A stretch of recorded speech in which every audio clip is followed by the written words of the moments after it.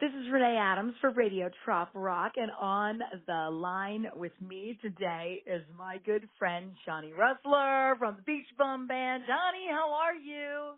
Woohoo! I am fabulous. How about you? I am fabulous. I have been looking forward to this call for so long, like literally since we started talking about you being on my show. So first of all, let's tell everybody how we met. Now, I pretend like I didn't meet you at Meeting of the Minds. But you just reminded me that I did. I thought that the first time I met you was when we were at Paristown last year, Labor Day weekend, and that is when you came up to me. I was on the side of the stage or something, and I was like, oh, maybe I pretended like I knew you. When was the real first time that I met you? Okay.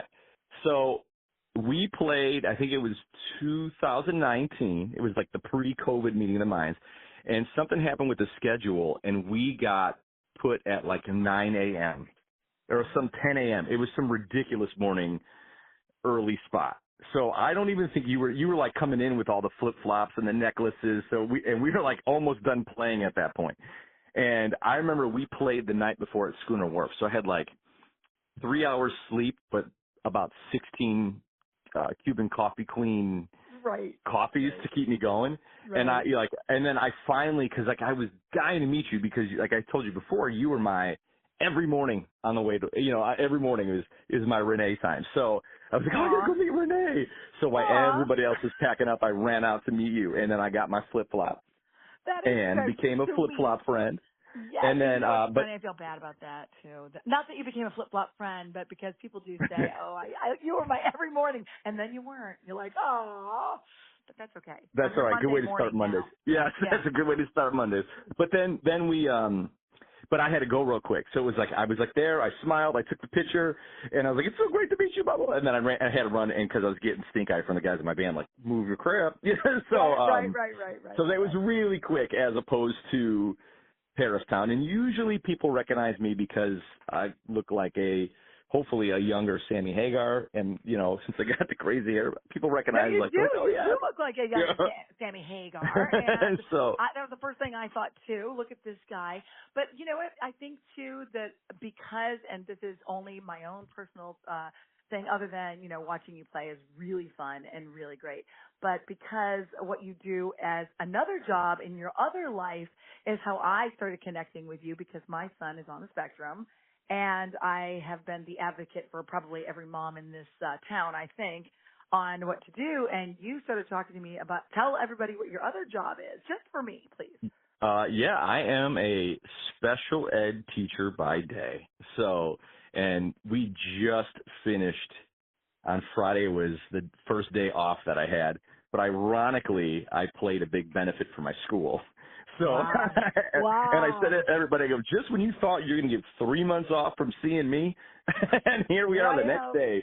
But I am that crazy teacher that like, I walk in the hallway with my guitar and sing and do stuff like that. So that is so good. And when we talk and I start throwing out, stuff and getting some free advice from you, because I figure you probably know a lot more about it than me. I don't know. I'm getting close up there.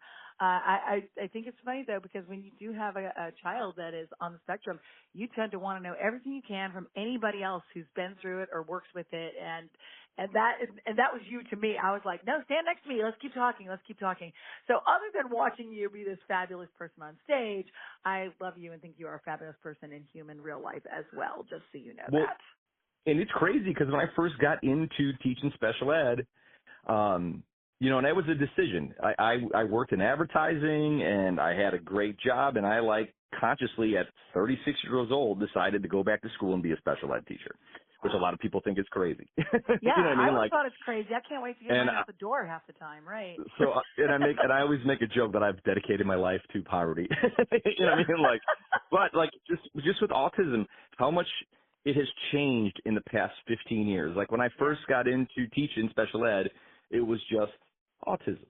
And then there was then all of a sudden there was oh, there's a spectrum, because some people are nonverbal and some people are just quirky. You know what I mean? There's different high functioning. Yeah. My son is very high functioning. Yeah. And then all of a sudden there's Asperger's, and there's different. So how much it's changed, and to stay in tune with that.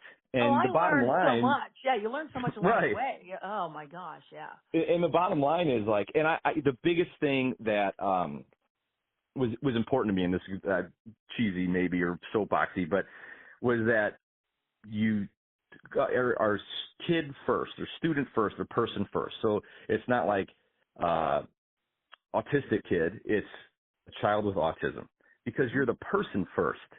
You Yeah. just have this. You know what I mean? Well, So, and you like, my know how daughter has many? dyslexia, Oh, okay. so it's So Lucy with I do. dyslexia. I do a ton of kids events for Disney and Forever, right? Live shows. And I can tell you, even if the mother doesn't know or the parents don't know, I can tell you in a snap, and they're standing in front of me dancing around or just being, I know it instantly if they're on the spectrum. I have seen every stage of it and worked with it. I mean, and it's true. It has changed so much, but you have to learn along the way, and it is kid first. And just because I feel like getting this out there, my son is so high functioning that that's the problem, because he now at age 20 has such a hard time finding a girl, like getting a job. They're like, is he quirky? I'm not sure, but he's very good about advocating for himself and saying, hey, you know what? I'm on the spectrum. Like, you might have noticed. Like, yeah, we've gotten him to a point where he just says it now. And if they are listening, they're like, oh, well, that explains a couple of things. But he's also the kid that shows up a half an hour before the job starts, sits in his car, waits for it, walks in. You know what I mean? Like, he's got these great qualities about that too. So let's stop talking about that. Let's talk about what you have new going on, because this is so exciting to me. Tell everybody what's happening. What's going on with you?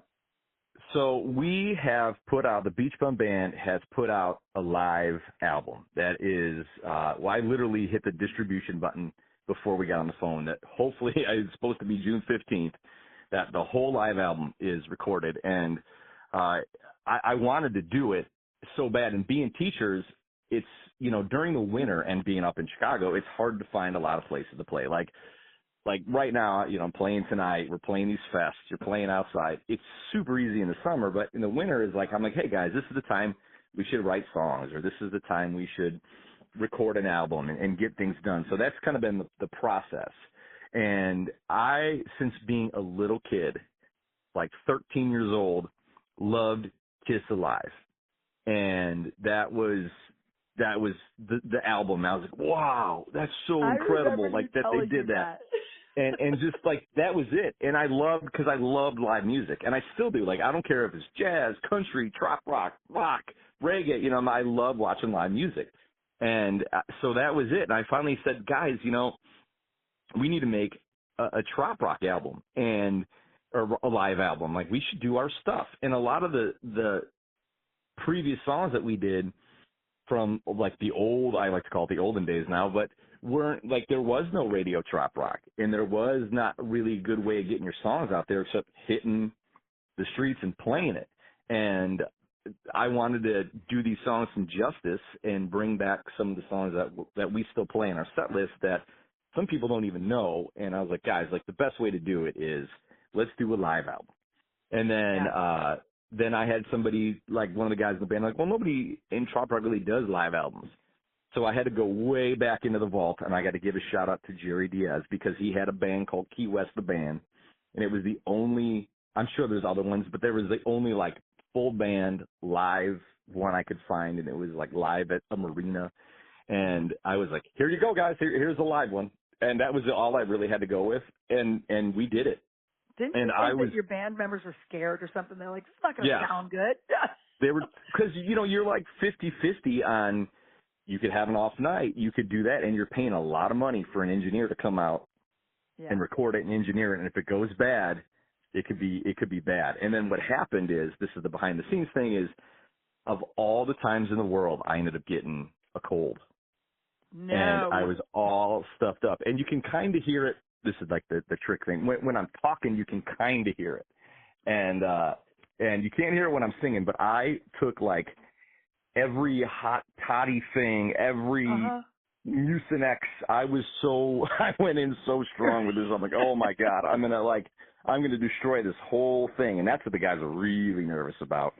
And sometimes you could sound like you're just coming off the board, or, doesn't come out. And I can't believe how good it came out. I'm Well, like, I it's can't not wait for easy to everybody work to hear like it. that.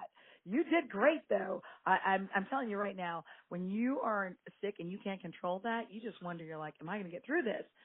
But because I have heard the music from this album already, it doesn't. You sound amazing. So, can we play a song from this album next? Can we do that? Absolutely. Okay, good. I want to do that. All right, first of all, before we get to the song, what I want to do, and I want you to play my little Big Three game show, and then I want you to tell everybody where we can get the album and when it's available, and then we're going to play the song. Good? Sounds great.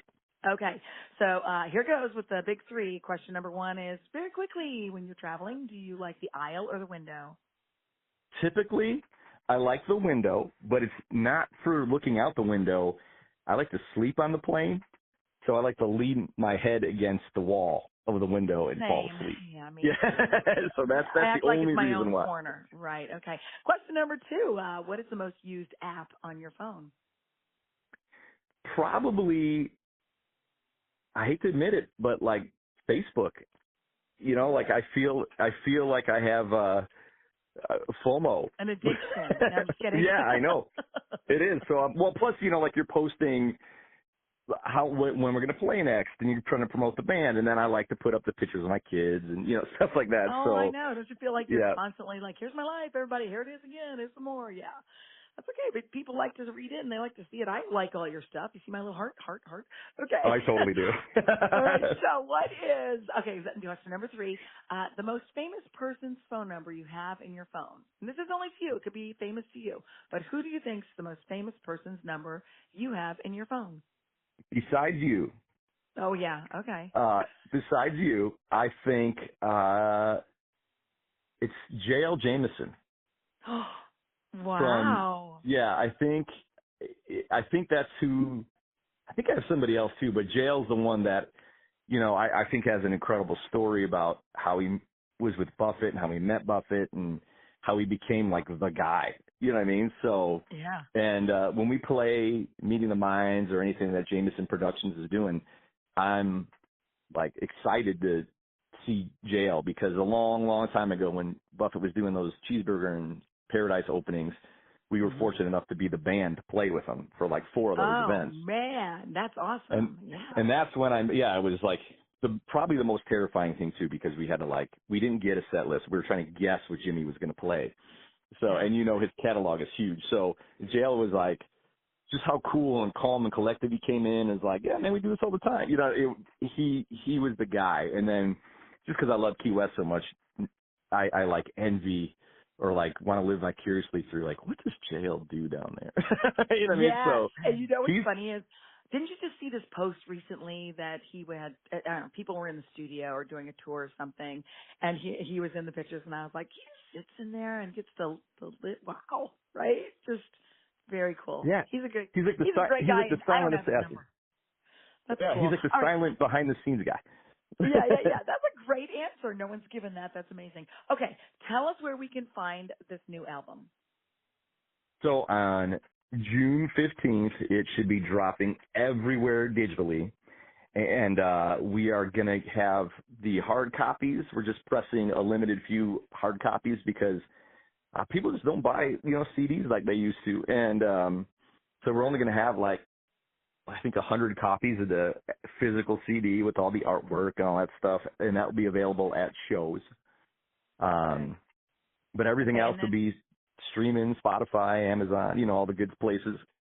And tell me, is your website a good place to go to find music or where you're going to be performing at? Oh, yes, Beach Bum Band. I forgot that. BeachBumBand.com has all we got a new line of T-shirts out. We got our albums and our music on there that'll tell you how to get it, and all the shows all summer long. So excellent, all summer long. That's what we want to hear. Where we're going to see you next. Okay, so what song are we going to get to play right now?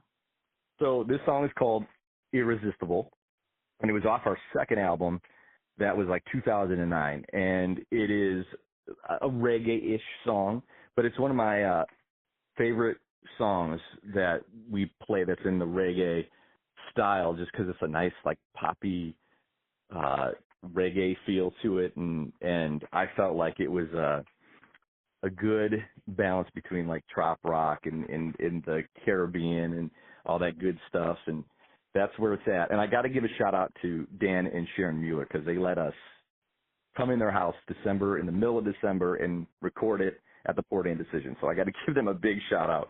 Wow. And that's where this is from. So this is Irresistible, like live at the Port of Indecision. From Johnny Russler and the Beach Bum Band on Radio Trop Rock.